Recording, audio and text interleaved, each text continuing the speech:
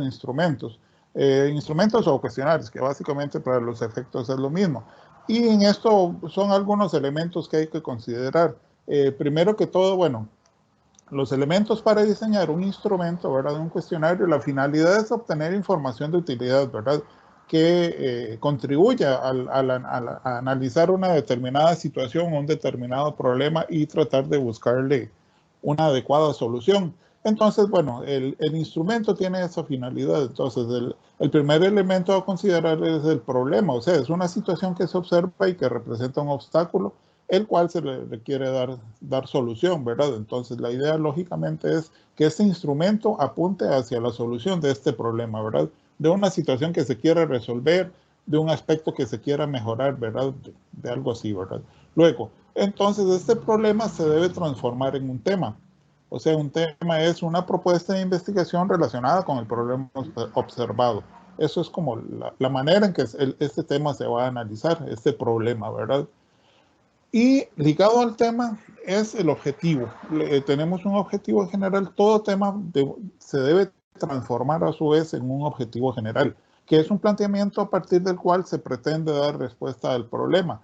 En este sentido, vean que todo está ligado. El problema se transforma a un tema y luego el tema se debe visualizar, digamos, como un objetivo general, el cual va a servir a su vez para dar una solución al problema observado. Y como aspectos ligados a este objetivo general, también están los objetivos específicos. Entonces, cuando tenemos un objetivo general, llámese, por ejemplo, conocer la opinión de un grupo de personas sobre un determinado servicio, resulta que este objetivo general se debe transformar en objetivos específicos, de manera que se pueda hacer una desagregación. Entonces, este objetivo general se puede separar en dos, tres o más objetivos específicos, porque de esta forma es más fácil encontrar una propuesta que ayude a resolver este problema, a buscarle una determinada solución. Y estos objetivos también, lo que se dice es que la suma de los objetivos específicos es igual al objetivo general. Esto como un planteamiento, digamos, como una manera de ver esto, ¿verdad? Entonces, estos objetivos, cada uno tiene su forma, digamos, de desarrollarse en el instrumento. Entonces, estos objetivos se deben transformar en preguntas. Entonces, vean que todo está ligado, el problema, el tema, el objetivo general y los objetivos específicos. Todo esto se transforma o se desarrolla mediante un instrumento. Y entonces lo que tenemos que hacer es que en este instrumento incluyamos preguntas que ayuden a dar respuesta a estos objetivos específicos. ¿Sí? Ok. Otro aspecto a considerar es el tipo de pregunta en un instrumento. Y tiene que ver con la redacción según el enfoque de investigación. Entonces, pues lógicamente, digamos, un instrumento o un cuestionario está constituido por preguntas. Y entonces estas preguntas deben tener una finalidad. Entonces, como lo hemos visto, la finalidad es dar respuesta a los objetivos planteados. Tenemos que un instrumento es una herramienta para registrar información de interés. Entonces, llámese cuestionario, una hoja de verificación o de control, una guía de entrevista u otros, ¿verdad? Entonces, estos son diferentes tipos de instrumentos. Pero estos instrumentos deben tener un determinado enfoque. Sea un enfoque cuantitativo, sea relacionado con aspectos numéricos o de cuantificación, o el enfoque cualitativo, en este caso, que tiene que ver sobre todo con atributos o aspectos internos. Y en cuanto a los enfoques, estos dos, se puede mencionar que, por ejemplo, el enfoque cuantitativo se refiere a la obtención y cuantificación de información de diferentes variables. Entonces se realizan, ¿qué es lo que tenemos que hacer? Mediciones y cálculos según las respuestas obtenidas en las diferentes categorías de las variables que se utilicen. Como el ejemplo que les mencioné hace un rato, si el objetivo es evaluar la calidad de un servicio, la opinión que tienen las personas sobre los servicios brindados, entonces se deben realizar preguntas relacionadas con esta temática. Y estas preguntas se tienen que cuantificar. Entonces podemos decir, bueno, por ejemplo, el 75% de las personas opinaron que el servicio es eficiente o muy eficiente, ¿verdad? O qué sé yo, el 10% de las personas opinó que el servicio de mala calidad y demás, ¿verdad? Entonces, lo que se tiene que hacer es, lo que en este caso es hacer una cuantificación de las respuestas o de los aportes dados por las personas para poder analizar el problema en sí. Y tenemos también el enfoque cualitativo, que tiene que ver con la obtención de aspectos generales o específicos de una forma inductiva o desde dentro, ¿verdad? Y esto tiene que ver más con las interpretaciones y las conexiones a partir de la observación, a partir de narraciones, entrevistas y otros. Otro aspecto que es fundamental y en este sentido sí, digamos, guarda muchísima relación con el tema de los instrumentos es el tipo de pregunta. Cuando nosotros, digamos, sería de esperar que todas las personas en algún momento hayan completado un cuestionario, un instrumento. Incluso, supongo que la mayoría o todas las personas tendrán redes sociales, Facebook, Twitter y otras, ¿verdad? Y entonces, para poder hacer uso de esas redes sociales hay que inscribirse, o sea, hay que llenar un formulario.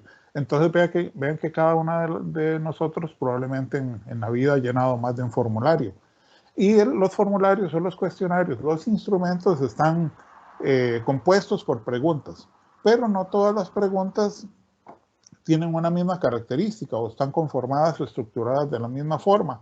Y básicamente tenemos tres tipos de preguntas. Tenemos la pregunta cerrada, que dice que 2 o más categorías de respuesta. Una pregunta cerrada es cuando la persona, digamos, la pregunta que se le plantea a la persona tiene diferentes categorías y una persona puede marcar una de esas categorías, ¿verdad?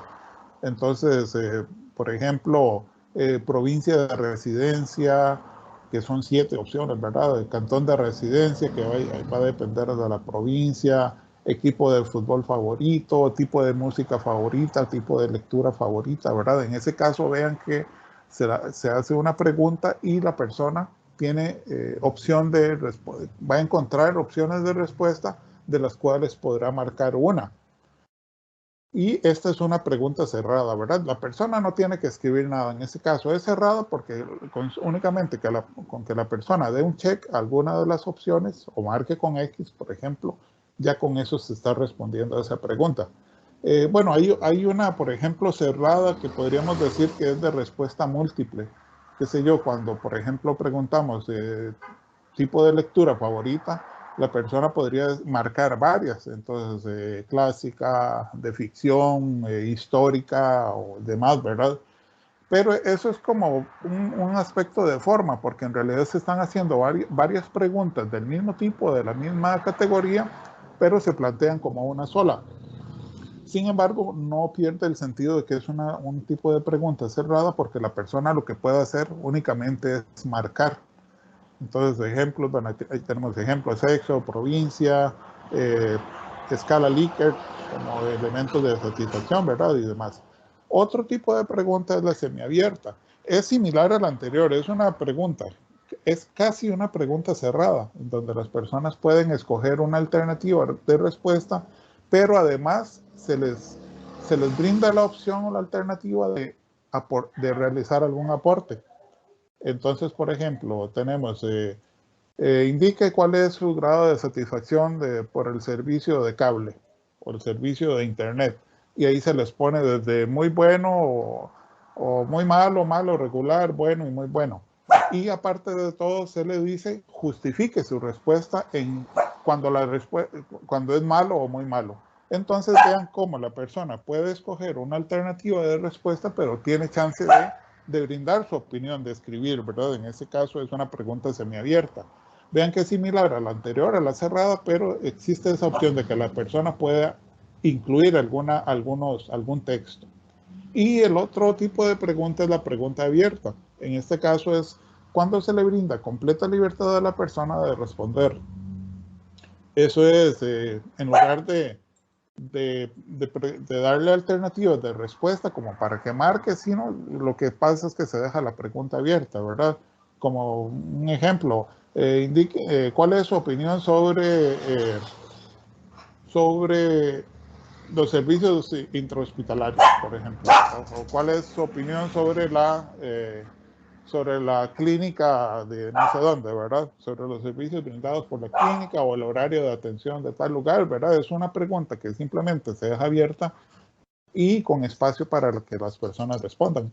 Estas preguntas abiertas sí, digamos, son de ponerles atención porque en algunos casos son de medio complicadas, por ejemplo, porque al ser digamos, una opción completamente abierta, entonces lo que ocurre es que las personas pueden poner lo que sea, ¿verdad? Y el cuidado viene después cuando uno trata de unificar esos tipos de respuesta, ¿verdad? Entonces, qué sé yo, tal vez una persona puede responder a una determinada pregunta, decir que es bonito, que es agradable o que es satisfactorio, y al final todas esas son respuestas positivas, ¿verdad? Entonces, tratar de unificar esas respuestas muchas veces puede demorar algún tiempo o es de cuidado, ¿verdad? Y bueno, esos son los tipos de preguntas que lógicamente podemos, en un cuestionario se pueden incluir esos distintos tipos de preguntas. Y bueno, también otro elemento de mucho cuidado también, al que hay que poner atención es la redacción de las preguntas. Porque se puede plantear una redacción fácil, ¿verdad? O entendible y demás, pero en algunos casos podría ser que la redacción complique la pregunta. Entonces la persona que está leyendo la pregunta tal vez no entiende bien el sentido o el contexto y demás, entonces las respuestas no necesariamente van a colaborar o contribuir para cumplir con los objetivos porque tal vez las personas no están entendiendo lo que se les pregunta. Y por eso es que la redacción es muy importante. Y la redacción depende de los objetivos. La redacción debe ser clara, evitar la ambigüedad y los sesgos y tener siempre una misma dirección. Es decir, que todas siempre sean positivas en el sentido de la redacción, ¿verdad? Normalmente no es recomendable incluir un no en la redacción. Y allí, bueno, hay un par de ejemplos. Dice, no están de desacuerdo con la restricción vehicular. Entonces, tal vez esa redacción no es clara, el planteamiento es algo confuso, ¿verdad? Y verdad que es muy insatisfactorio el servicio y vean que entonces se le está diciendo a la persona, ¿verdad?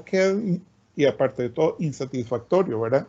Vean que en este caso a las personas se le está induciendo, como que se le está llevando a que brinde una determinada respuesta, y esto tampoco es correcto porque entonces lo que está ocurriendo es que se está induciendo a un sesgo, se le está dirigiendo hacia un determinado lado, ¿verdad?, de la pregunta, entonces eso no se puede hacer así, porque entonces el instrumento pierde objetividad, y esto, bueno, son algunos de los aspectos que se deben considerar. Otro asunto a considerar también en los instrumentos es la intencionalidad y la organización de las preguntas. Ambos elementos también son muy importantes. En cuanto a la intencionalidad, dice que se espera que las preguntas generen respuestas que contribuyan a lograr lo planteado en los objetivos específicos. Entonces, no preguntar aspectos que no guardan relación con el tema. En este caso, sí, digamos, las preguntas se deben seleccionar adecuadamente, de manera que con estas preguntas se logre obtener respuestas que apunten hacia los objetivos específicos. Digamos, como quien dice, no salirnos del camino, o sea, que las preguntas que se planteen, que se redactan siempre, tengan como finalidad lograr información que apoye el análisis de los objetivos, el logro de los objetivos.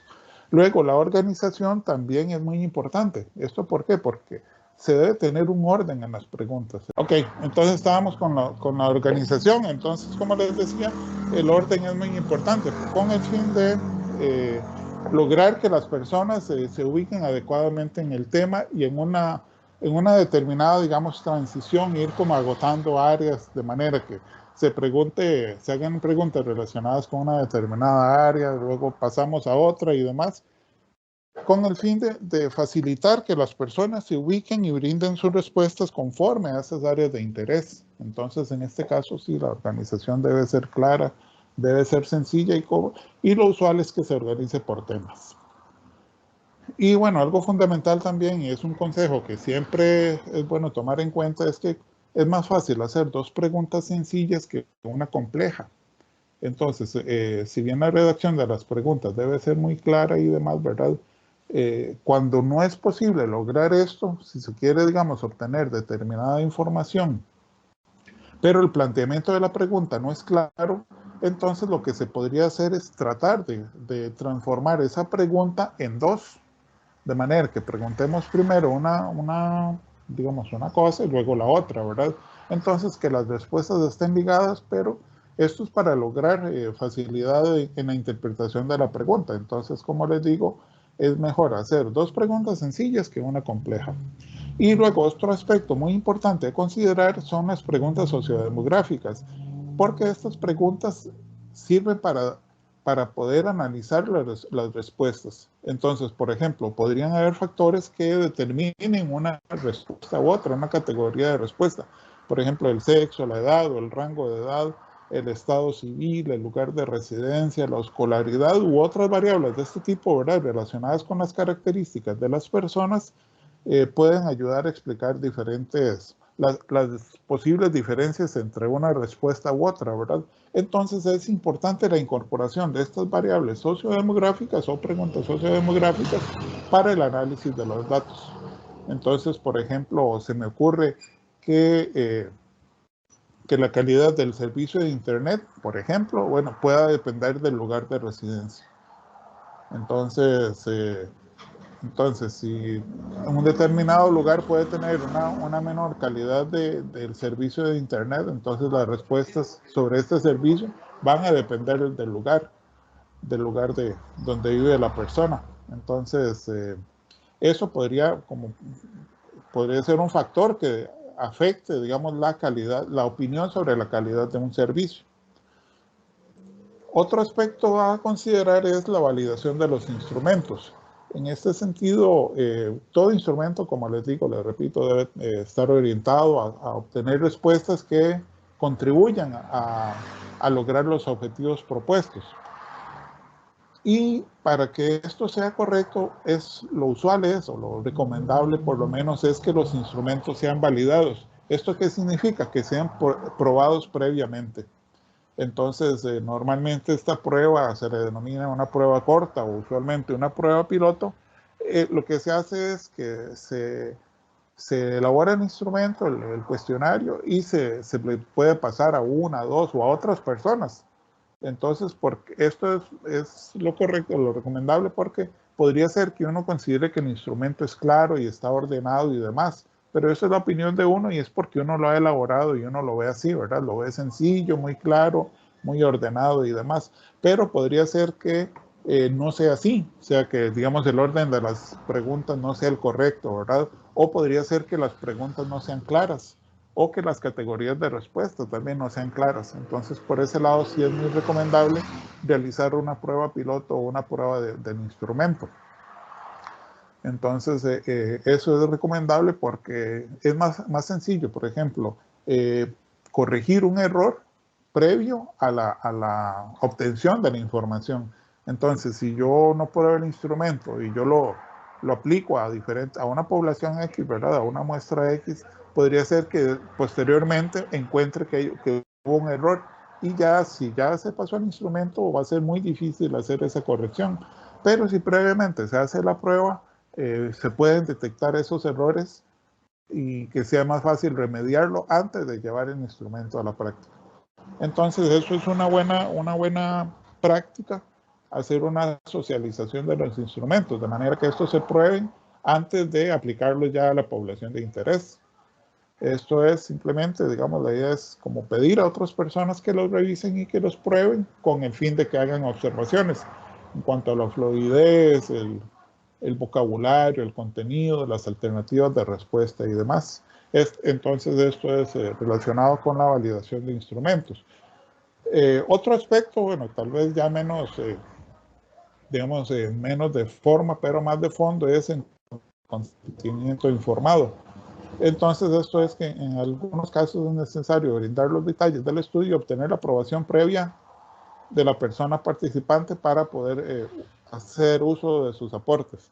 Entonces, por ejemplo, en las historias de vida, el uso de fotografías, entrevistas y otros, sí lo recomendable es contar con el consentimiento informado de la persona.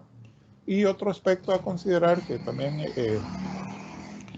en los estudios se realiza es saber cuál es la población y cuál es la muestra que se va a considerar.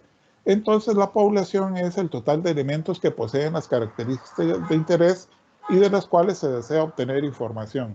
Entonces, por ejemplo, si estamos hablando de servicios, por ejemplo, entonces me interesa determinar cuál es la población usuaria de dichos servicios.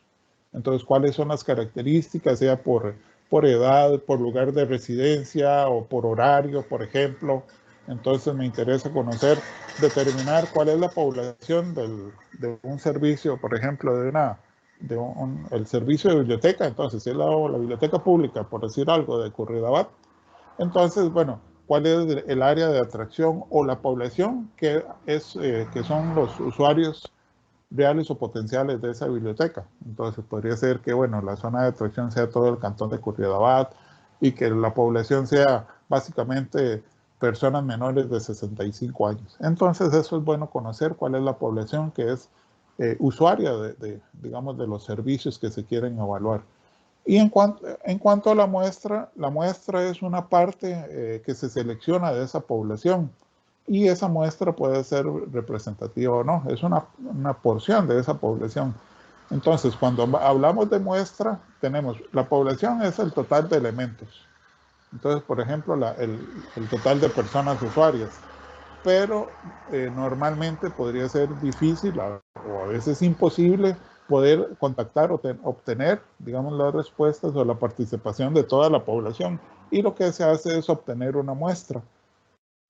Esta muestra, la idea es que sea representativa, ¿verdad? O refleje de alguna forma las mismas características de la población. Entonces es necesario, por ejemplo, considerar personas de diferentes edades, personas de diferente sexo, de diferente lugar de residencia, quizás de diferente, no sé, escolaridad u otras características, ¿verdad? Entonces, normalmente la muestra es un reflejo de la población, es como ver la población pero en pequeñito, ¿verdad?